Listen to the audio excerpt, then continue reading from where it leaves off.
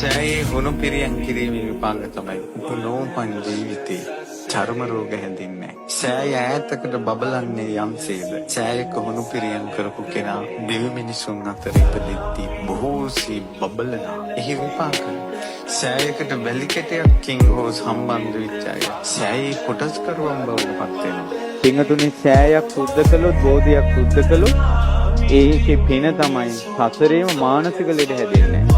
ඒ පින්වන්තයාට අපේ බුද්ධ ශාසනය නිවන් දකින්න තුරු උපනෝපන් ජීවිතයක කවදාවත් අබෑටික තරම්වත් හැමේ බිබිලක් ඇවිල්ලා නැහැ. සෑය සිද්ධ කරගන්න.